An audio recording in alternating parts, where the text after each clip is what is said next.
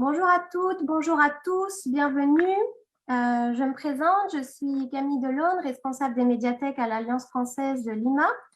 Je vous remercie d'être connectés avec nous aujourd'hui. Bienvenidos, bienvenidas a todos. Les doy la bienvenida a este conversatorio. Aujourd'hui, nous avons le plaisir de recevoir Nicolas Rouvière, qui sera avec nous aujourd'hui pour une conférence en ligne, une table ronde que nous allons partager ensemble. Nous allons échanger en français puisque Nicolas se trouve en France. C'est un plaisir de vous avoir avec nous aujourd'hui, Nicolas. Merci beaucoup d'avoir accepté cette invitation. Merci. Nous organisons cette table ronde dans le cadre du concours national de narration graphique qui se déroule maintenant depuis 3 ans, que nous organisons avec la Maison de la littérature péruvienne, l'ambassade de France et le ministère de la Culture. Les Alliances françaises du Pérou sont vraiment ravies d'organiser cette table ronde sur l'univers d'Astérix et Obélix. Donc, sans plus attendre, je vais vous présenter Nicolas. Alors, il est maître de conférence à l'Université de Grenoble-Alpes et il est spécialiste en littérature jeunesse et didactique de la littérature, si je ne me trompe pas. Et il a publié notamment l'ouvrage Astérix ou la parodie des identités, sur lequel nous allons revenir aujourd'hui. Je ne voudrais pas trop en dire, mais nous allons parler notamment de ces personnages et du message que véhicule la bande dessinée Astérix et Obélix. Je vous rappelle que vous pouvez la retrouver dans les médiathèques des Alliances françaises. Vous pouvez venir à la médiathèque pour emprunter cette bande dessinée, si ce n'est pas déjà fait. Nous allons commencer et je donne la parole à Nicolas. Nicolas, nous t'écoutons. Oui, merci. Muchas gracias, Camille. Agradezco a las alianzas francesas del Perú y a la Casa de la Literatura Peruana su invitación, al Ministerio de Cultura peruano y a la Embajada de Francia. Lamentablemente, mi nivel de español no es suficiente para dar esta conferencia en español, así que hablaré de Astérix en francés. Haré únicamente una pequeña introducción a este cómic que en realidad admite muy diversos niveles de lectura, sociológica, política, antropológica e incluso psicoanalítica. Hablaré de la primera época de este cómic, entre 1959 y 1977, fecha de la muerte del guionista René Goscinny. Gracias. Je vais partager l'écran pour projeter des images et puis je vais commencer. D'accord, parfait. Merci Nicolas et merci pour ces quelques mots en espagnol.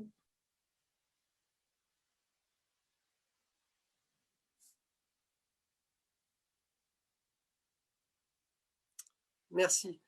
Donc Astérix est un phénomène éditorial de la bande dessinée, à la fois européen et mondial, puisque c'est une bande dessinée qui est traduite en plus de 111 langues et dialectes à travers le monde. Et on estime à peu près aujourd'hui à 380 millions le nombre d'albums qui ont été vendus à travers le monde. C'est un phénomène multiple, à la fois éditorial, cinématographique, également publicitaire. Et donc, ça interroge évidemment le grand public, car on se demande non seulement quelle est la clé du succès, mais aussi ce qui explique la part d'universalité de cette bande dessinée. Alors, je ne sais pas si je pourrais répondre sur le fond à cette ample question, mais je vais essayer de présenter quelques aspects de la bande dessinée Astérix, quelques clés de fonctionnement, et puis je pourrai répondre aux questions multiples qui pourront être posées. Voilà. Alors, la série Astérix est créée en 1959 par deux auteurs, le scénariste René Goscinny et le dessinateur Albert Uderzo, pour le lancement d'un nouveau magazine pour la jeunesse, le magazine Pilote, dont vous avez ici une couverture. Alors une couverture où on voit une sorte de combat des chefs entre les deux rédacteurs en chef du magazine, Donc à gauche, Jean-Michel Charlier qui s'occupait des aventures réalistes, et à droite, René Goscinny qui s'occupait des aventures comiques. Et donc, Pilote était le journal d'Astérix et Obélix, et il a renouvelé en très grande partie la production de bandes dessinées françaises et européennes, en inspirant beaucoup d'autres magazines du même type à travers le continent. Alors, qui est René Goscinny? En fait, René Goscinny est le fils de 2 immigrés juifs de père polonais et de mère ukrainienne qui ont immigré à Paris au début du siècle. Il est né en 1926 et en fait, il a vécu toute son enfance en Amérique du Sud, en Argentine, à Buenos Aires, où il était scolarisé au lycée français. Et sa passion était la bande dessinée, et il a migré à New York, aux États-Unis, où il a rencontré un certain nombre d'auteurs qui allaient devenir quelques personnages importants de la bande dessinée américaine, comme Harvey Kurtzman, que vous voyez en bas de l'écran à gauche, qui est le créateur du journal Mad, un journal de bande dessinée qui va renouveler le ton comique en s'adressant aux adultes, aux adolescents, avec des niveaux de lecture différents, et un ton aussi qui est plus caustique, plus satirique que ce qui existait auparavant. Et donc, c'est une influence que René Goscinny va pouvoir ensuite apporter à l'univers de la bande dessinée français, belge et européen. Albert Uderzo est lui aussi un fils d'immigrés. C'est le fils d'un ouvrier italien. Il est né dans la banlieue parisienne à Clichy-sous-Bois en 1927, et c'est un génie précoce, puisque très tôt, dès l'âge de 15 ans, il va gagner un concours d'illustration et être embauché par des sociétés d'édition parisiennes. Les deux hommes se rencontrent en 1951 en Belgique, dans une petite agence de presse qui livre des publicités et des illustrations pour différents magazines, et leur collaboration commence assez rapidement. Albert Uderzo avait déjà créé plusieurs personnages comme Harris Buck ou le Chevalier Bellois, avec le scénariste Jean-Michel Charlier, dont on parlait tout à l'heure. Et avec René Goscinny, ils vont rapidement faire équipe et publier de nombreuses séries, de nombreux albums. Alors en voici quelques-uns. Les aventures de Jeux en pistolet, Corsaire prodigieux, ou encore la série Papa, qui décrit les aventures en Amérique du Nord au XVIIIe siècle entre un Indien et un colon de l'armée française, Hubert de la Pâte Feuilletée. Et on considère souvent que Papa va être un petit peu une introduction à Astérix, ou en tout cas va préfigurer ce que sera Astérix pour la suite. Alors ces deux auteurs partagent beaucoup de goûts, ils ont le même goût pour le comique. Goscinny fait découvrir Mad à Albert Uderzo, et ils ont tous les deux une passion pour le cinéma comique, les films de Beau-Zustoff, de Fleischer, de Charlie Chaplin, etc. Et donc ils font équipe tous les deux. Ici vous avez une photographie de quelques auteurs du journal Pilote. Donc en haut à gauche Albert Uderzo, et en bas au centre René Goscinny, parmi toute une génération de nouveaux auteurs qui vont en fait complètement renouveler le paysage de la bande dessinée franco-belge durant les années 70 et 80. Alors je vais parler plus précisément d'Astérix en essayant d'évoquer quelques aspects généraux de la série. Alors le premier aspect, c'est qu'on a affaire à une série qui vient parodier en fait toute une histoire, toute une tradition de l'histoire scolaire, de ce qu'on appelait en France, pour les élèves de l'école primaire, nos ancêtres les Gaulois. en référence à la conquête de la Gaule par Jules César. Et donc, au début de chaque album, figure une carte géographique qui représente la France et au-delà la Belgique au nord, et qui vient en quelque sorte simplifier et permettre aux lecteurs français de s'identifier à une carte de leur pays qu'ils connaissent bien. Alors, ce qu'on peut dire ici, c'est qu'on a une aigle romaine qui est plantée au centre du pays, dans un massif montagneux qu'on appelle le massif central. Et ce massif central, c'est aussi le lieu c'est la capitale en fait de la France occupée pendant la Deuxième Guerre mondiale. C'est le régime de Vichy dirigé par le maréchal Pétain, qui est aussi le régime de la collaboration avec l'envahisseur allemand.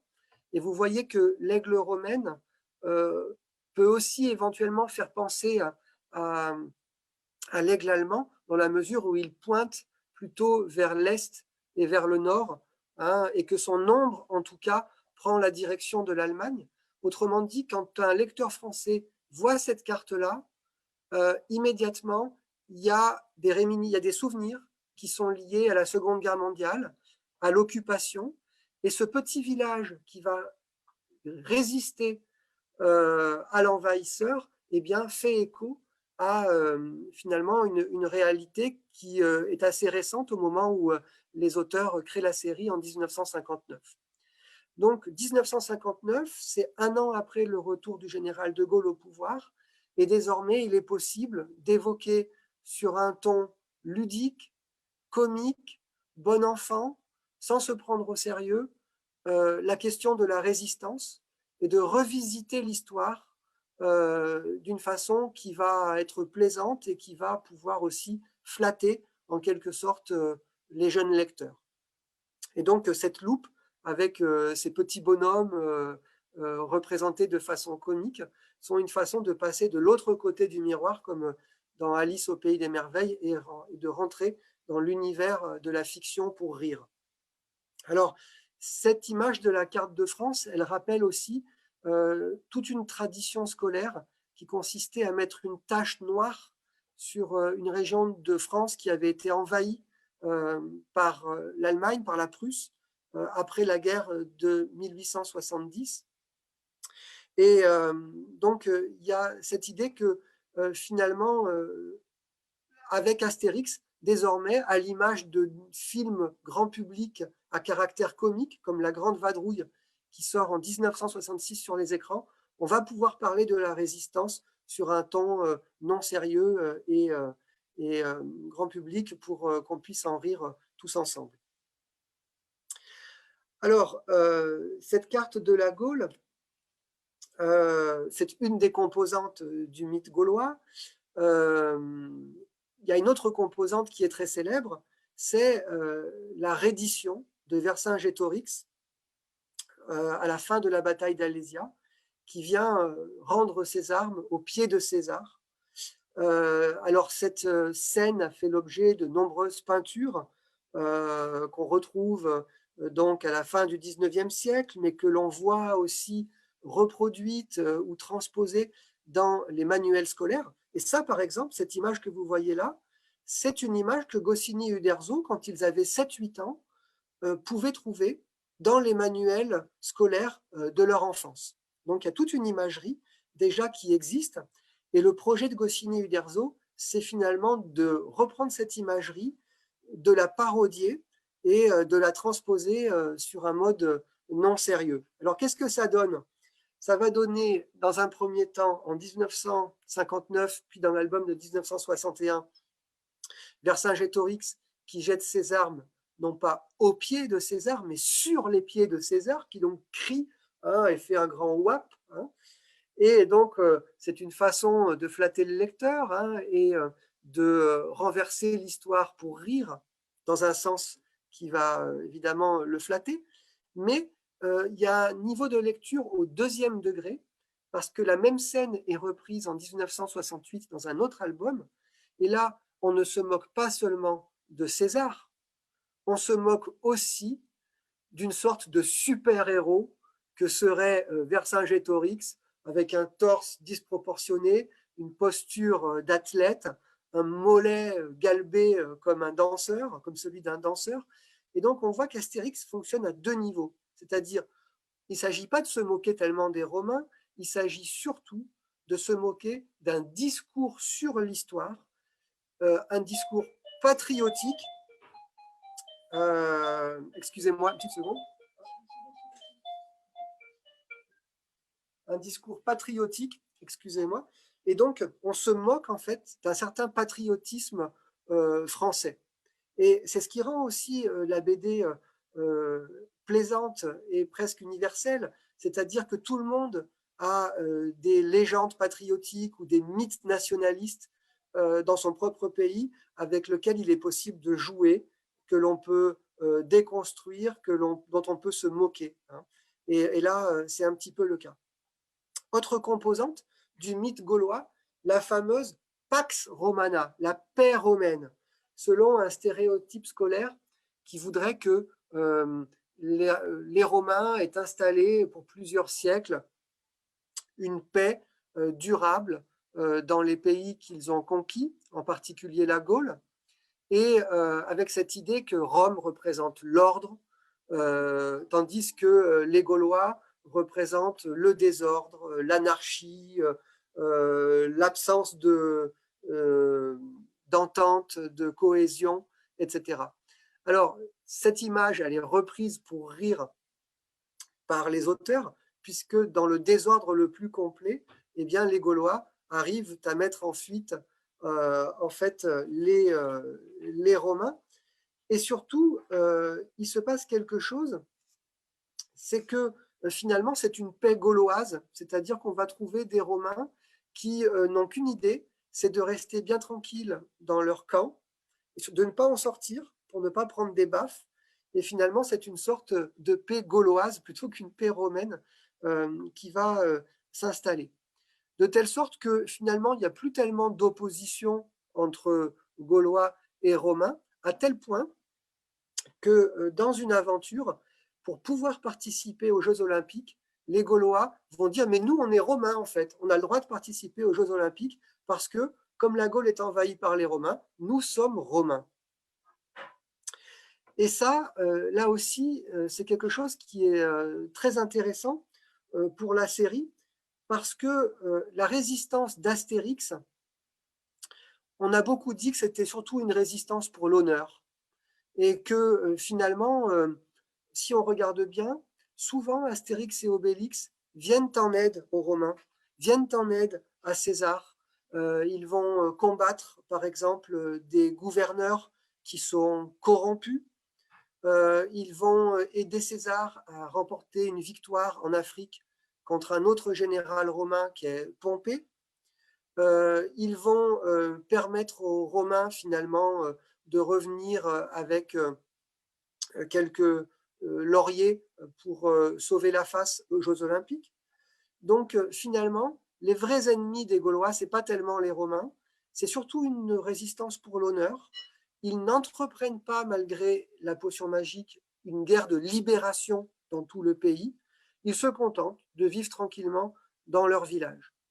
Et ça, c'est assez original parce que, en fait, Goscinny arrive à concilier deux versions du mythe des origines de la France. Une version qu'on a appelée romaniste, c'est-à-dire favorable aux Romains, où on a considéré qu'il fallait absolument que Rome conquiert la Gaule pour pouvoir résister aux barbares, en particulier les envahisseurs germaniques. Et puis une autre théorie qui voulait au contraire considérer que finalement la civilisation gauloise, elle était suffisamment solide et en elle-même et viable en elle-même pour pouvoir résister aux Romains. Et donc Astérix arrive à faire un peu la synthèse entre ces deux versions, puisque finalement on résiste aux Romains, mais finalement c'est tellement facile que des Romains, ça devient des copains parmi d'autres, et on leur donne des baffes pour le plaisir, et on n'a pas de haine du tout envers ces envahisseurs-là. Alors, autre éléments dont on peut parler, évidemment, la présentation des différents personnages, avec ce petit village qui est une représentation comique de la démocratie. En apparence, c'est le désordre, c'est la bagarre, on se tape dessus, on se donne des baffes, on se jette des poissons à la figure. Donc on a l'impression que c'est un village un peu anarchique, mais en réalité, il s'agit bien d'une petite démocratie qui est représentée de façon comique. Alors à la tête de ce village se trouve le chef Abrar Raccourcix. Alors là, cette image nous renvoie à un autre fond historique de l'histoire de France, qui est l'époque des premiers rois chrétiens, la dynastie des Mérovingiens, avec un roi comme Childéric ou comme Clovis, qui était porté sur un grand bouclier. Ce n'est pas une tradition gauloise, c'est une tradition postérieure qui remonte voilà, au premier roi chrétien de France. Et évidemment, pour se moquer de l'histoire et des mythes ou d'une certaine tradition, eh bien, Abrar Raccourcix, lui, il est porté, vous le voyez ici, sur une sorte de barrique, puisqu'il était en train de prendre son bain. Hein. Donc là aussi, je crois que ça fonctionne à travers le monde, parce qu'on comprend bien qu'on ne se prend pas au sérieux et qu'on essaye de se moquer des discours nationalistes ou patriotiques. Hein. Le druide, lui, il nous renvoie à une longue tradition un peu romantique d'un druide qui est en contact avec les dieux ou qui possède des secrets occultes qui lui permettent de concocter des potions diverses, d'avoir un pouvoir de guérison. Il y a aussi une tradition plus sombre et plus noire de l'image du druide auquel on associe des sacrifices humains. Alors avec Astérix, la potion magique, c'est une simple recette de cuisine. Le druide Panoramix lui-même dit qu'on peut faire plusieurs goûts, on peut faire un goût au canard, un goût, mettre du goût avec du homard, mais ça devient une simple recette de cuisine. Et puis, cette figure du druide dans Astérix, c'est une image de l'instituteur, une image du maître d'école. C'est celui qui va être plutôt le porteur de la raison. Et donc, ça n'est pas du tout une image religieuse, en fait, dans Astérix. C'est plutôt une image rationaliste du savoir et de la raison, telle qu'on pouvait la trouver dans les manuels scolaires, où le druide était une sorte de préfiguration de l'instituteur de la République, du maître d'école de la République, d'une école qui était laïque, gratuite et obligatoire. Donc c'est une image assez positive. Mais ce druide ne se prend pas au sérieux et parfois il a de petites vanités qui sont aussi moquées par les auteurs.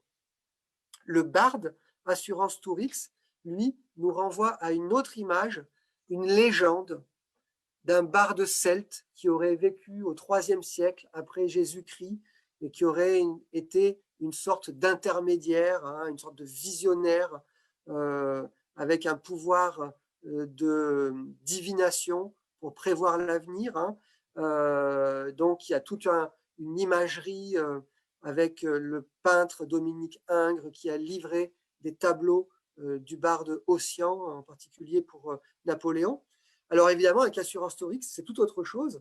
C'est une sorte de chanteur dont le talent n'est jamais reconnu, qui a une voix insupportable, innommable, dit le texte, et qui, dès qu'il a envie d'être au-dessus du lot, dès qu'il se prend pour un personnage important, va tout de suite être rabaissé par les autres personnages. Donc vous connaissez la fameuse image du banquet où le druide est bâillonné. Souvent aussi on l'assomme hein, pour l'empêcher de chanter. Alors ce chant du druide, c'est un peu la potion magique numéro 2 dans le village. C'est-à-dire que c'est une arme presque de toute puissance, dans le sens où quand le druide chante, rien ne lui résiste, ou presque. Et donc c'est une sorte de garantie pour protéger le village aussi contre des ennemis éventuels. Dès qu'on fait chanter Assurance Tourix, on est sûr qu'on fait fuir tout le monde, y compris les animaux de la forêt. Donc vous voyez, à travers le druide, le chef et le barde, qu'on a une éthique anti-élitiste dans cette bande dessinée. Lorsque le chef est renversé du haut de son pavois, du haut de son bouclier, lorsqu'il tombe par terre, c'est souvent parce qu'il se prend pour un grand personnage. Il imagine qu'il va devenir sénateur, etc. Il commence à avoir une volonté de puissance. Alors, on va vite le rappeler à la condition commune et il va tomber de son bouclier, être renversé par ses hommes. Donc le pouvoir est très instable.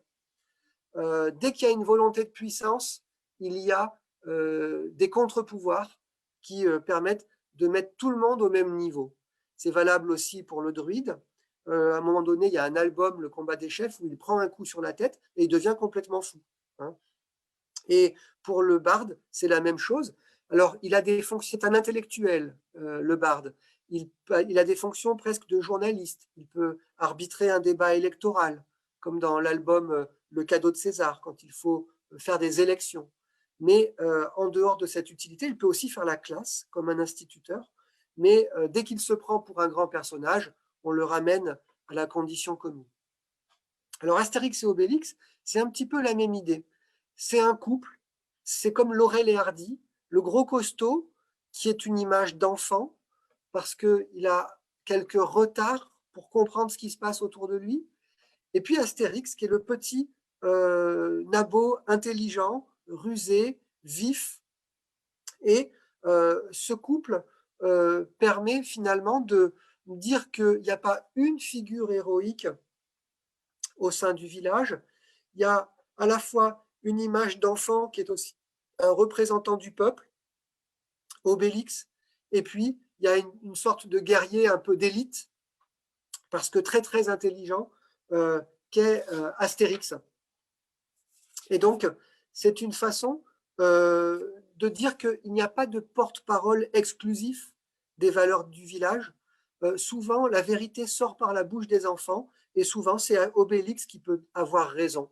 Par exemple, dans Astérix et le chaudron, quand Astérix est rejeté du village, lorsqu'il est banni et qu'il doit ramener un chaudron de pièces en argent pour payer la dette que l'on doit à un autre village, tout de suite, c'est Obélix qui sent qu'il y a quelque chose qui ne va pas et que peut-être Astérix est tombé dans un piège.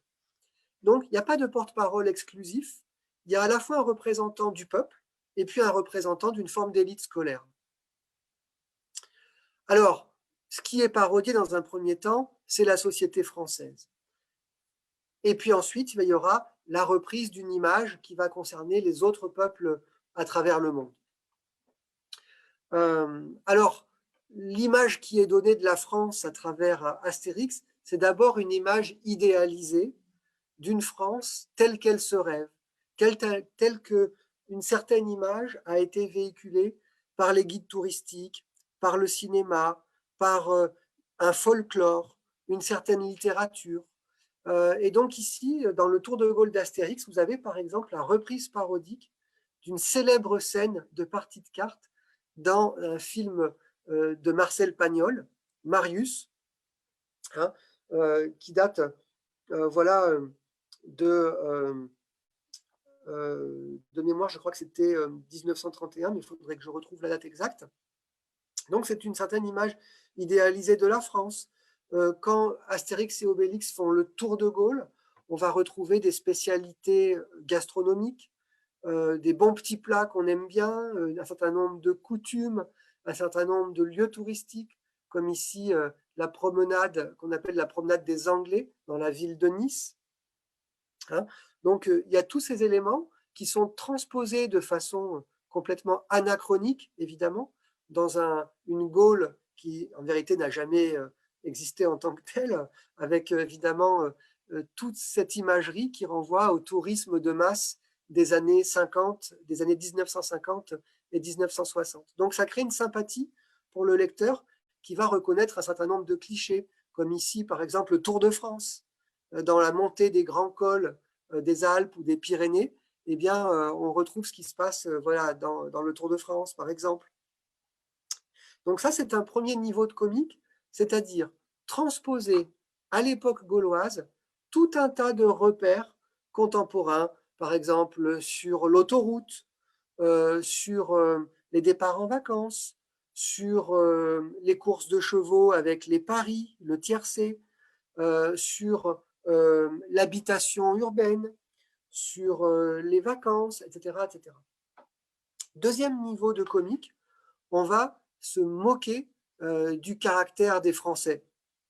Donc parfois, on va reprendre des stéréotypes, par exemple celui de la politesse, une certaine tradition supposée de la politesse française, et on va l'inverser, parce que dans Astérix, eh bien, les Gaulois sont hargneux, ils s'insultent facilement, ils se querellent, par exemple, dans les embouteillages à Paris, hein, ici, donc la ville de Lutèce, avec la moindre occasion qui fait qu'on se crie dessus, on n'est pas du tout aimable entre compatriotes.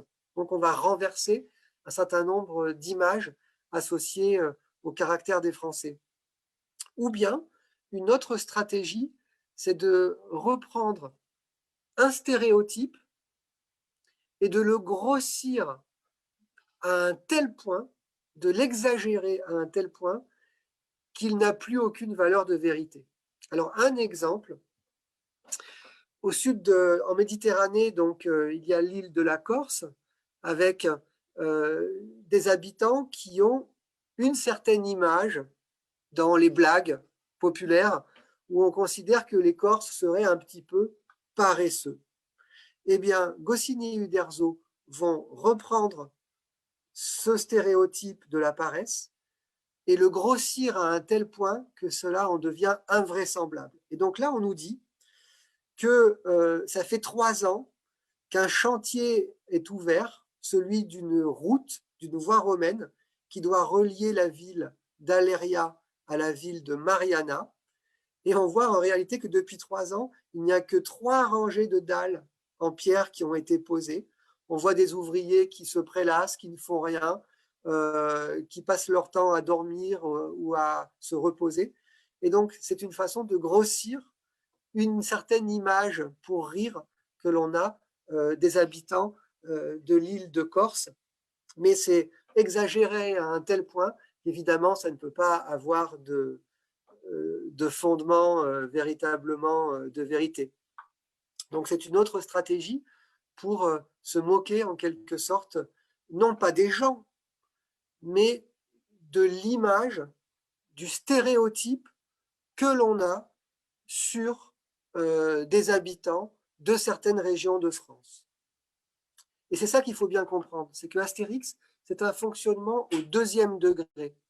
On ne se moque pas des identités, on se moque de la représentation que l'on a des identités. Voilà. Alors, on se moque de certains travers, par exemple, une forme de patriotisme ou de chauvinisme qui veut qu'on refuse la défaite face aux Romains, ce qui peut aussi nous faire penser à la défaite de juin 1940 face aux Allemands hein, à l'époque. Hein. On va se moquer dans Astérix. Donc il y a une critique aussi hein, sociale qui est là. On va se moquer de la bureaucratie. On va se moquer de la collaboration. En particulier, on va critiquer hein, la collaboration, en particulier d'un certain nombre de patrons d'industrie pendant la Seconde Guerre mondiale. On va se moquer de quelques phénomènes contemporains, par exemple la psychologie comportementaliste, avec un druide qui est une sorte de psychologue et qu'on va voir en consultation et qui permet à différents patients eh bien d'améliorer en quelque sorte de leurs symptômes. Hein. Donc ici, on voit un Gaulois qui se prenait pour un sanglier. En sortant, il se prend toujours sur un sanglier, mais il progresse parce qu'il ne marche plus à 4 pattes, il marche sur ses 2 pattes et il fait le beau. Hein. Faire le beau, c'est mettre les pattes en avant comme pour les chiens. On va se moquer d'autres phénomènes sociaux, par exemple le théâtre de l'absurde ou le living théâtre new-yorkais qui faisait à l'époque une tournée en France dans les années 68-69. Donc on va se moquer de la contre-culture, par exemple libertaire et de ces époques-là, cette époque-là. Donc on va se moquer aussi de quelques figures politiques. Alors par exemple, là, le personnage que vous voyez, c'est Jacques Chirac, l'ancien président de la République française, mais quand il était jeune, quand il était Premier ministre en 1900, de 1974 à 1976. Et donc, Jacques Chirac va représenter une sorte de technocratie, une forme de management libéral, économiquement libéral, qui vient finalement prendre le pouvoir au sein des structures de l'État, avoir une influence de plus en plus grande. Et donc, les auteurs vont aussi se moquer. Donc, vous voyez, on a un comique à 3 niveaux. Premier temps, on transpose à l'époque gauloise des stéréotypes contemporains que l'on reconnaît pour le plaisir. Deuxième temps, on se moque de la représentation que l'on a des identités. Et troisième temps, on développe une critique sociale sur un certain nombre de phénomènes, un certain nombre de comportements, et finalement, ça débouche sur un propos universaliste, sur la critique de l'égoïsme, la critique de la logique d'intérêt, la critique aussi d'une forme de repli sur soi. C'est vraiment ça qui est critiqué dans Astérix. Et ce procédé, il est repris aussi pour la représentation des peuples étrangers. C'est le même principe.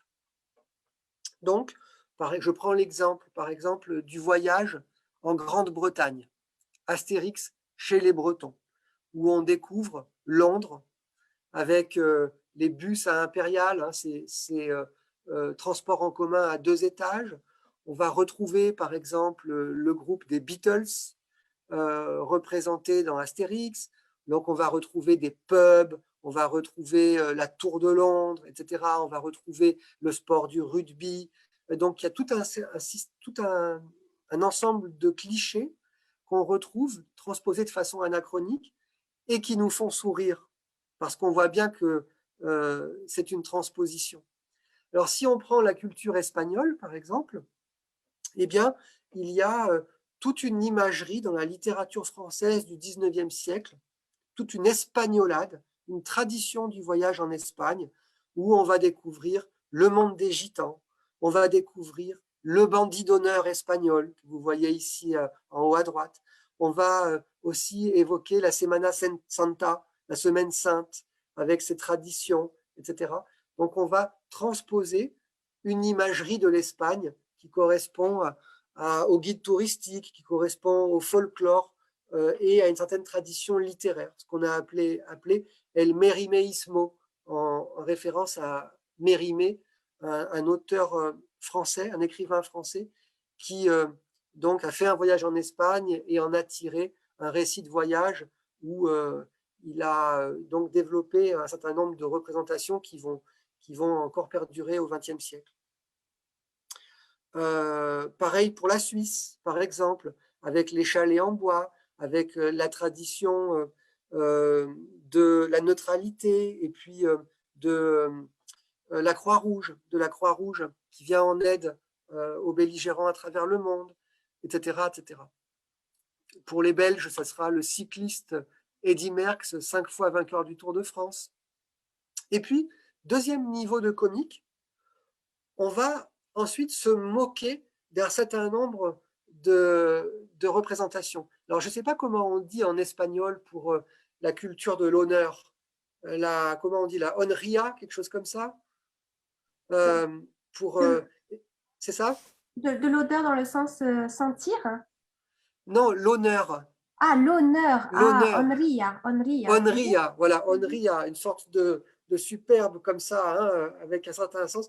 Alors évidemment, ici, on va se moquer d'une image, d'un stéréotype qui était ancré dans l'idée qu'on se fait des Espagnols dans les années 1960 et 1970, c'est que les Espagnols sont un peuple fier, ils ont une certaine fierté. Hein. Et donc, ici, c'est cette image que l'on, avec le chaleco, là, hein, le petit gilet, et puis le torse bombé, comme ça. Hein. Donc, une certaine image, mais qui correspond à un stéréotype hein, qui était présent dans les esprits dans les années 1960-1970. Je pense que cette idée de la fierté espagnole, un certain sens de susceptibilité hein, sur la question de l'honneur, c'est une image qui n'est plus tellement courante maintenant dans les esprits. En tout cas, il y a une critique ici, puisque vous voyez que la femme travaille et labore le champ, tandis que les hommes, eux, eh bien, dans un système patriarcal, sont plutôt à cheval sur voilà, une certaine superbe. Hein, voilà. Alors, Alors, juste oui, Nicolas, sur Internet, on me dit que c'est la cultura del honor. de l'honneur, d'accord. Mhm. Très bien. Merci. Moi, ça fait plaisir, puisqu'on parle à distance et puis on ne sait pas quelle interaction on a. Mais voilà, ça permet de pouvoir échanger, donc c'est très bien. Alors, par exemple, alors donc, ce qu'il faut bien comprendre, c'est que, à nouveau, on ne se moque pas tellement des gens, on se moque d'une image, d'un stéréotype que l'on a sur les peuples. Donc, c'est un fonctionnement au second degré. C'est ça qu'il faut bien comprendre, parce que on pourra en parler, mais il y a eu des reproches autour du racisme, de la représentation des Noirs africains dans Astérix, etc. On pourra en reparler, mais tout l'humour d'Astérix, c'est un humour au second degré. Par exemple, quand on va alors, il y a une image qui est aussi assez répandue en Europe, c'est l'idée qu'il y aurait chez les Suisses un certain goût de la propreté. Et donc, dans Astérix, les Suisses vont toujours être en train de passer la serpillière, de laver à tout bout de champ les sols dans toutes circonstances. Hein. Et donc, on finit même par le leur reprocher que c'est trop propre. Hein. Un gouverneur romain va le leur reprocher. Donc là, on se moque aussi d'une certaine image. Donc là, pour invalider en quelque sorte ces stéréotypes, qu'est-ce qu'on fait? Eh bien, on va les pousser à un tel degré de caricature qu'ils n'ont plus vraiment de fondement de vérité. Donc, vu de France, on pense qu'il pleut tout le temps en Angleterre. Ben, dès qu'ils arrivent sur les plages anglaises, eh bien, il se met à pleuvoir d'une façon terrible hein, sur la tête des Gaulois. Autre stéréotype, les Anglais ont, dans l'imagerie, ils prennent le thé à 5 heures. Hein, c'est euh, le rituel hein, traditionnel. Eh bien, Jules César décide d'attaquer les habitants de la Grande-Bretagne tous les jours à 5 heures parce qu'il sait que c'est à ce moment-là qu'ils prennent le thé. C'est complètement absurde. Hein, mais voilà, on va pousser à une extrémité un certain stéréotype, comme celui, par exemple, du Home Sweet Home, où on a l'image du citoyen britannique qui lit le journal au coin du feu, dans son foyer, doux foyer, avec un certain flegme. Il n'a jamais aucun stress, même quand il y a une bagarre chez son voisin et même quand les Gaulois fracassent la porte pour rentrer chez lui alors que ce n'était pas la bonne personne qu'il voulait visiter. Le citoyen britannique restera toujours calme, courtois, flegmatique, etc., etc. Donc on va pousser à un tel degré cette image que finalement on va en rire et on se moque plutôt de nos propres représentations sur les autres que on ne se moque des autres proprement dit. Alors vous voyez que ça peut être un des mécanismes qui fait que cette série finalement peut être quelque part universelle ou peut susciter la sympathie parce qu'en plus vient se greffer un discours où on va se moquer du chauvinisme, de l'ethnocentrisme, c'est-à-dire cette attitude qui consiste à considérer que une culture est au centre de l'univers et qu'elle constitue un modèle pour les autres. Et les premiers qui sont ainsi chauvins, qui ont des réflexes de ce type-là, ce sont les Gaulois, donc on va se moquer des Gaulois. Par exemple, quand ils visitent le Parthénon à Athènes, que disent-ils? bon, que c'est pas mal, mais que ça ne vaut pas un dolmen, que ça ne vaut pas un menhir. Hein. Donc ça paraît ridicule quand on voit l'objet frustre qu'est ce rocher mal taillé qui est un menhir, comparé à l'architecture classique. Hein. Donc c'est une façon pour les auteurs de se moquer du chauvinisme en général. Quand les Gaulois vont passer des vacances en Espagne, que font-ils? Ils se réunissent entre eux, hein, ils reconstituent un cercle fermé et finalement, ils ne s'ouvrent pas vraiment sur la culture des autres. Donc les auteurs vont se moquer aussi de ce réflexe. Quand des touristes germaniques vont en Espagne, on les voit qui parlent avec ici le lettrage en écriture gothique, que disent-ils? Eh bien, ils disent que finalement, les Espagnols ont fait des progrès en cuisine. Alors pourquoi? Tout simplement parce qu'on leur sert leur propre plat qu'ils mangent chez eux, à savoir de la choucroute et des saucisses. Et donc, ils disent qu'ils ont fait de grands progrès. Et eux-mêmes véhiculent les stéréotypes sur les Espagnols en disant c'est un peuple fier et orgueilleux, susceptible, etc., etc. Donc, les auteurs se moquent du chauvinisme, d'un certain discours patriotique. Et aux Jeux Olympiques, en particulier, les Gaulois applaudissent à tout bras quand c'est leur champion, et puis ils critiquent quand c'est les champions des autres peuples. Hein. Donc, les auteurs se moquent de ce réflexe-là. Alors, à quoi s'ajoutent d'autres valeurs dans la série, qui est le combat contre l'absolutisme?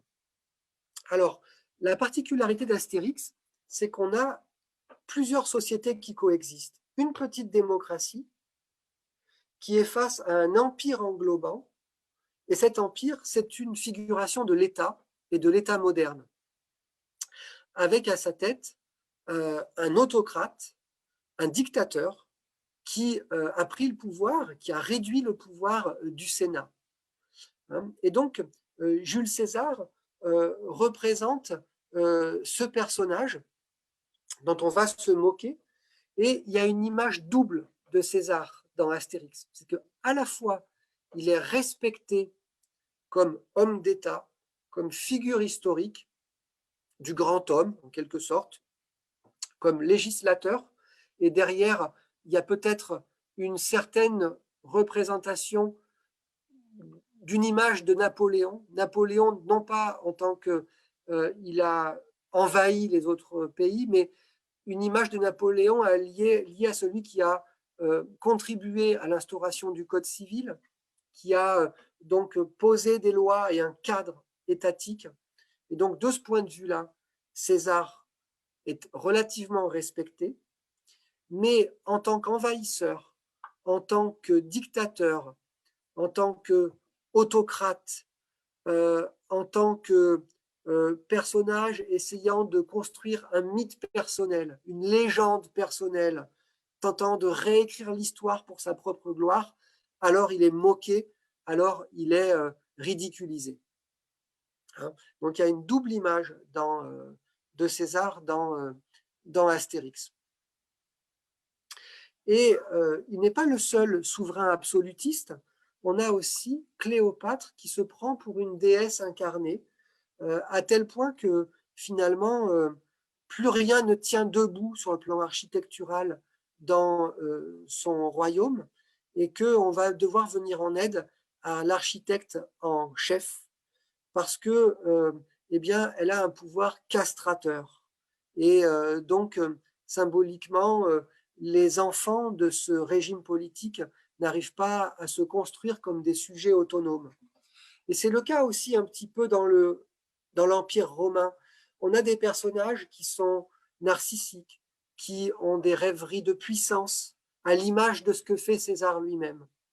Et donc, la raison est plutôt du côté du village gaulois, dans le sens où, dans une démocratie, on arrive malgré tout à instituer un principe de limite, un principe aussi de contre-pouvoir.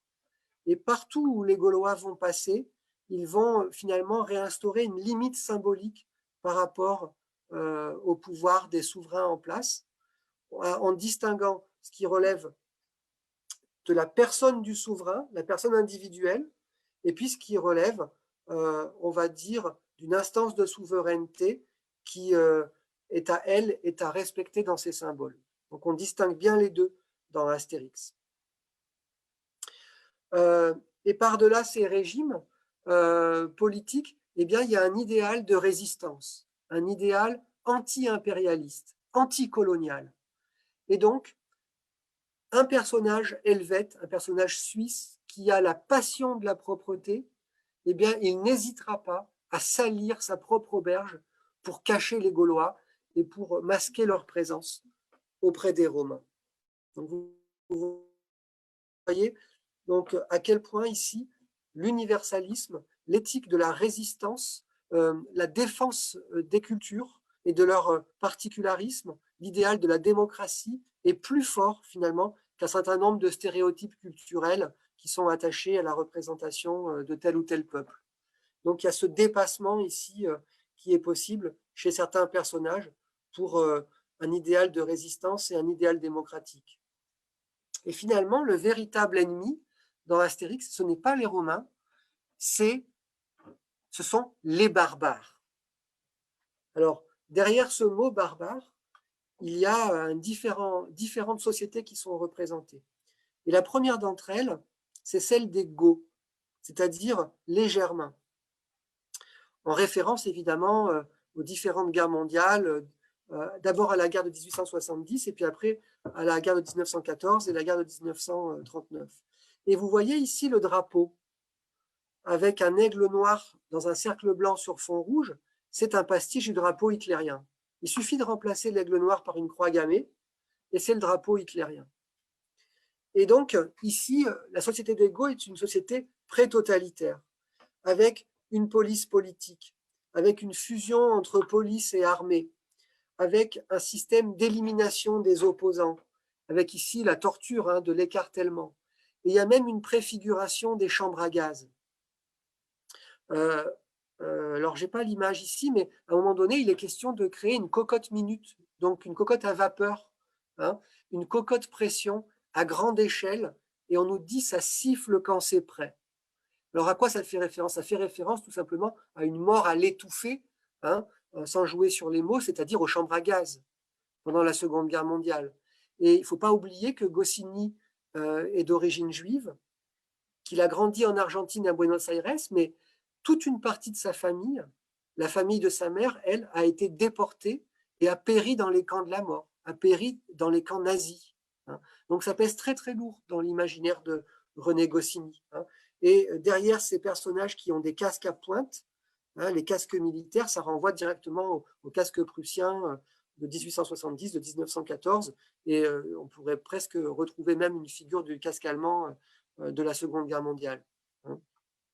Alors il y a d'autres peuples barbares, il y a les Normands, il y a les Vikings, et ce sont en quelque sorte des variantes d'une forme de non-limite, ou avec des implications psychologiques que je ne vais pas développer ici.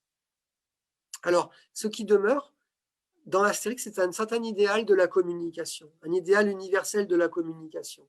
Quelles que soient les différences culturelles et linguistiques, il est toujours possible de se comprendre. Et c'est ce qu'ont bien compris les chiens qui arrivent à communiquer parce qu'ils arrivent à mettre les signes diacritiques sur les lettres qui représentent l'alphabet scandinave en inversant, etc.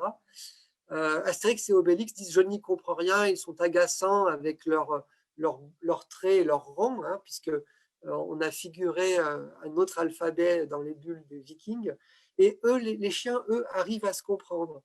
Et Astérix dit ils sont quand même vexants. Alors, qu'est-ce que ça veut dire? Eh ben, ça veut dire que dans Astérix, finalement, même si on fait des erreurs, même s'il y a des malentendus, il est toujours possible de comprendre la langue de l'autre et de communiquer. Donc, on voit ici la déformation d'un hiéroglyphe. C'est approximatif, mais l'Égyptien, lui, comprend malgré tout un petit peu ce qu'Obélix veut lui dire. Et donc, il y a cet idéal de partage et de communication. Et Obélix, c'est souvent celui qui fait l'apprentissage de la langue de l'autre. Alors, il teste des mots, il questionne, il demande. Mais peut-être une des plus belles images de l'interculturalité ou de du partage linguistique entre les cultures. C'est Astérix Légionnaire, où on a des peuples de différentes cultures, et puis on a un traducteur qui traduit les calembours, qui traduit les blagues auprès des différents personnages. Et ça, c'est un beau symbole de fraternité et de partage. Alors, pour terminer, parce que je ne vais pas monopoliser plus avant la parole, mais ce que je voudrais dire, c'est que finalement, on a un idéal de civilisation à travers Astérix. C'est-à-dire que dans les rapports entre nation et civilisation, il y a eu plusieurs âges. Il y a eu une conception du lien entre nation et civilisation au XVIIIe siècle avec un idéal du progrès, avec un idéal de la raison, où finalement les nations d'Europe étaient peut-être en concurrence, mais en concurrence pour une certaine idée aussi du progrès. Et puis ensuite a succédé, à partir de la fin du XIXe siècle, ou même à partir des conquêtes napoléoniennes, une forme de dévoiement du lien entre nation et civilisation, où c'est l'âge des nationalismes. Et ça, malheureusement, en Europe, c'est Napoléon qui, avec cet empire, cette ambition impériale, a développé ensuite la passion nationaliste partout sur le vieux continent. Et toute l'idéologie nationaliste, raciste et xénophobe, c'est finalement une idéologie de la nation contre la civilisation, au sens du progrès humain.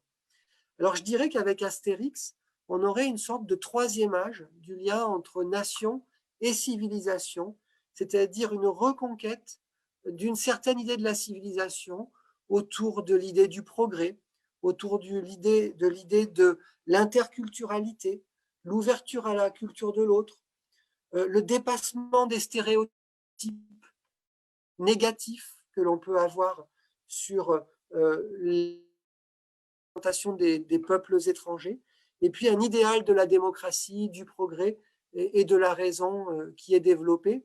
Et j'espère que c'est cela, entre autres, qui est une des clés de la sympathie que suscite Astérix à travers le monde. En tout cas, c'est l'éthique que les enfants de Goscinny et Uderzo, et par-delà les auteurs qui ont repris la série aujourd'hui, c'est cette éthique-là qu'ils essayent en tout cas de préserver en étant extrêmement attentifs aux valeurs qui sont diffusées.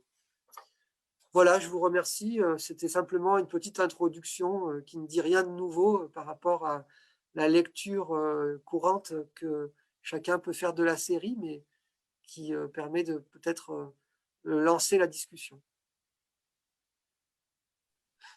Merci beaucoup, Nicolas, pour cette intervention. Et peut-être avant de nous quitter, j'ai une petite question pour toi qui vient du public, qui est postée via le Facebook. Alors, tu y as répondu en partie dans les dernières parties de ta présentation, mais je voudrais quand même revenir sur ce point-là. On a une question du public qui dit que cette BD a beaucoup de références culturelles et beaucoup de références historiques, n'est-ce pas, comme tu l'as dit dès le début. Et ça revient sur les stéréotypes qui sont français, mais surtout, comme on l'a vu, de différents pays au final. Mais comment cet ouvrage, ou plutôt tous ces bandes dessinées, tous ces albums, ont pu être aussi populaires à l'étranger sans nécessairement... Enfin, le public n'a pas forcément toutes ces références en tête. Non? Comment cette bande dessinée a-t-elle été aussi populaire au final? Oui, alors quand on regarde les ventes d'Astérix à travers le monde, c'est un peu un tiers, un tiers, un tiers. C'est-à-dire, il y a un tiers des ventes qui concernent, on va dire, le monde de la francophonie, le Québec au Canada, la Belgique, la France, la Suisse, pour l'essentiel, et puis un petit peu l'Afrique du Nord. Hein. Il y a un autre tiers qui va concerner toute la sphère germanophone en Europe, et puis le troisième tiers, c'est le reste du monde. Et en fait, la conquête, on va dire, commerciale, hein, éditoriale de l'Europe, elle s'est faite très rapidement. C'est-à-dire, au milieu des années 70, l'Europe est quasiment conquise. Alors, pas l'Europe de l'Est, hein, ça sera dans un deuxième temps après la chute du mur de Berlin, et pas entièrement. C'est-à-dire, Astérix fonctionne assez bien en République tchèque, fonctionne bien en Pologne, mais par exemple ne fonctionne pas du tout en Russie. Mais en Russie, il n'y a pas non plus une culture de la bande dessinée. En tout cas, il y a eu un très gros effort des auteurs pour avoir des traducteurs de qualité. Et ce qu'il faut savoir, c'est que comme Goscinny était polyglotte, il parlait couramment espagnol, anglais, donc il a vécu à Buenos Aires, il a vécu à New York, et à chaque fois qu'il recevait les traductions dans la langue d'arrivée, il les retraduisait en français pour voir si ça fonctionnait, et il renvoyait la traduction au traducteur. Et donc, il y a eu vraiment une politique, si vous voulez, à très haut niveau qualitatif pour trouver des transpositions dans la culture d'accueil, trouver des clins d'œil, des clichés, des images. C'est un casse-tête, hein, c'est un casse-tête pour trouver des équivalences, des transpositions, et puis pour traduire tous les jeux de mots qu'il y a dans Astérix. Alors, en espagnol, il y a eu plusieurs âges au niveau de la traduction. Au début, elle n'était pas de très bonne qualité, puis ensuite, ça a été repris par d'autres, etc. Donc, il y a des conférences hein, sur les traductions d'Astérix, etc. Ça donne lieu à des conférences tous les 10 ans. On fait le point hein, sur les traductions d'Astérix. Enfin, voilà, il y a des conférences internationales. Mais à partir du moment où, je dirais, l'Europe a été conquise, on va dire, en tout cas au niveau du succès en Espagne et puis du succès dans la sphère anglophone et germanophone, ça a donné quand même une piste pour qu'ensuite ça soit reçu eh bien, dans quelques pays d'Asie, dans le monde arabe, en Amérique du Sud, etc.